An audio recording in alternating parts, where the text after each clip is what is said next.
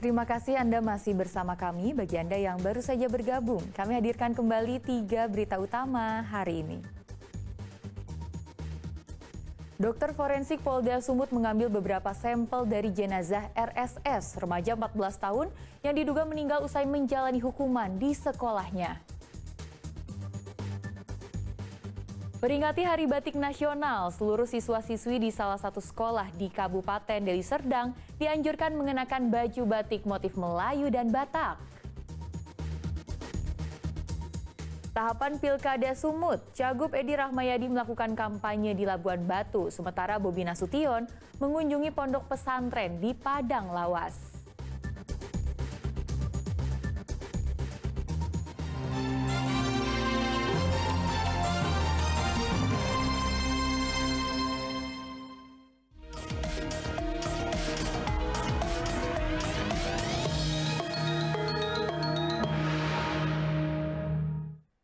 Ratusan relawan dan simpatisan pendukung calon Gubernur Sumatera Utara, Edi Rahmayadi, memadati posko pemenangan di Rantau Utara Kabupaten Labuan Batu. Edi Rahmayadi melakukan safari didampingi istri.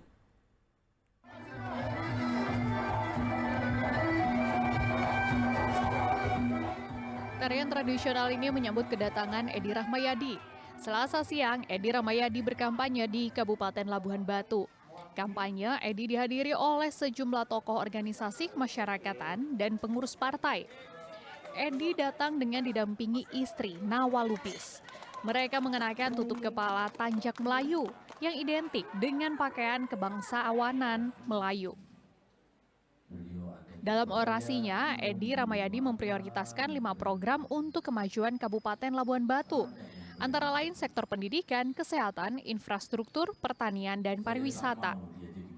Menunjukkan suatu energi positif untuk memenangkan pesta demokrasi yang dimulai dari kemarin dan sampai berakhir nanti 2 bulan yang akan datang. Ya Allah, Edi Hasan akan menjadi pemenang dan menjadi Gubernur Sumatera Utara. Ya, target Tol Labuan Batu ya, berapa persen ya? Optimis ya? 80% ke atas. Amin. Tetap. Selain bertemu dengan para simpatisan dan relawan, Edi Rahmayadi juga menggelar dialog dengan warga. Mantan Pakostrat ini optimistis kembali unggul di wilayah pesisir timur Sumatera Utara. Tutia Lubis melaporkan dari Labuan Batu.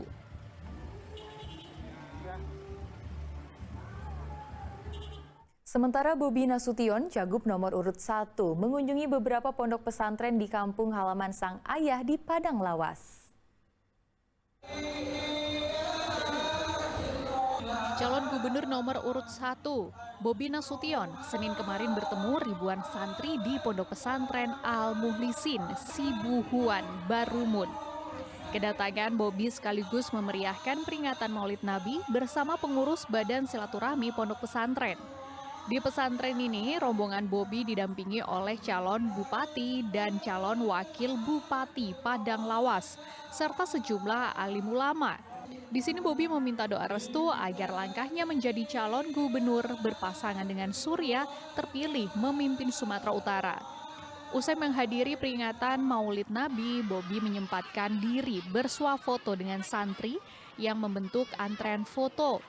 Kunjungan Bobi di pesantren merupakan keempat kalinya sejak safari politik di tanah Angkola dan Mandailing. Bobi rencananya akan melanjutkan kampanye ke wilayah Binjai, Langkat. Sebelumnya, Bobi juga berkampanye mengajak istri ke Tapanuli Selatan.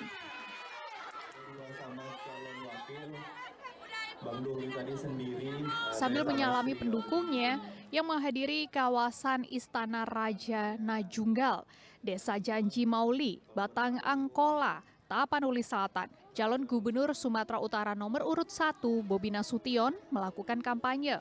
Dalam kampanyenya, Bobi yang didampingi sang istri Kahiyang Ayu meminta restu kepada warga tanah kelahirannya untuk dapat terpilih dan dipercaya menjabat sebagai Gubernur Sumatera Utara mendatang. Tutia Lubis melaporkan dari Padang Lawas. Komisi Pemilihan Umum Kota Medan dilaporkan ke Bawaslu Kota Medan oleh pasangan calon wali kota Medan nomor urut 2, Ridho Darmajaya Abdul Rani. Laporan ini terkait tidak dicantumkannya gelar profesor pada penetapan nomor urut pasangan calon.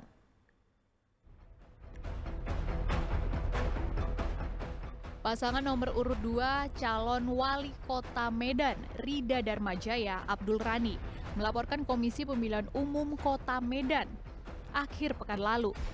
Materi laporan terkait tidak mencantumkan gelar profesor yang melekat pada nama Ridho Darmajaya.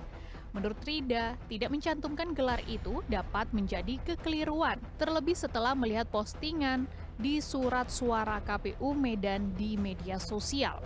Menurut Ridho dan tim suksesnya, gelar profesor yang disandangnya sangat berpengaruh, mengingat tagline dan moto kampanye yang selama ini digaungkan, Medan butuh profesor.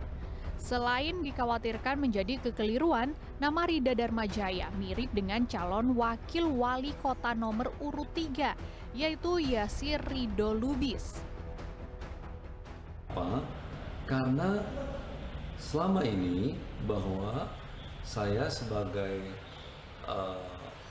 salah satu kontestan sebagai calon wali kota Kota Medan itu mempunyai gelar nama yang tertulis di dalam panggilan kita atau sebutan kita, Prof. Ridho, ya, Prof. Ridho Darmajaya, dan itu kita sampaikan, kita daftarkan demikian juga ke KPU. Lebih lanjut, Ridho mengkritisi gelar profesor yang melekat dengan dirinya. Sama halnya dengan gelar H pada haji yang dicantumkan pada nomor pasangan calon lain. Ridho Darmajaya dianugerahi gelar profesor pada tahun 2019. Terkait laporan Ridho Darmajaya, KPU dan Bawaslu belum bersedia memberikan keterangan. Tuti Alewe Lubis melaporkan dari Medan. Sementara calon wali kota dan wakil wali kota Medan nomor urut 1, Riko dan Zaki, bertemu dengan Forum Silaturahmi Purna Bakti Lurah Sekota Medan.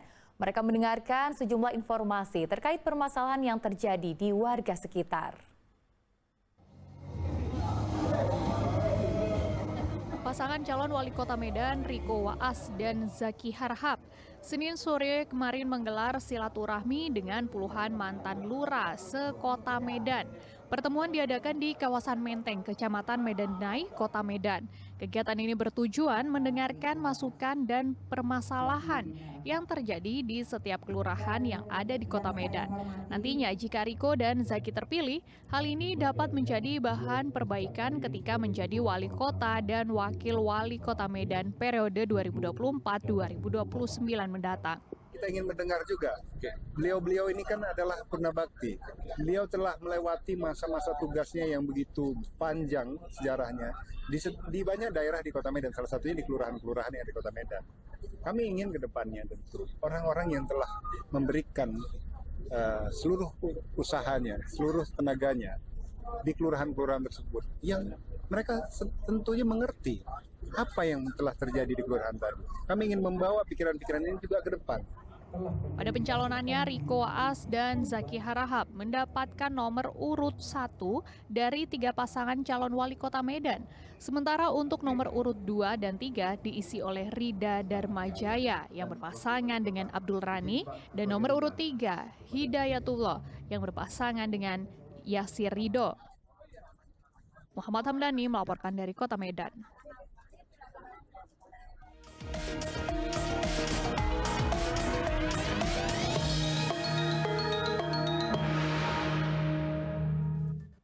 Laporan tersebut mengakhiri berita Medan hari ini. Saya Tia Anissa, berterima kasih atas perhatian dan kebersamaan Anda. Selamat beraktivitas dan sampai jumpa.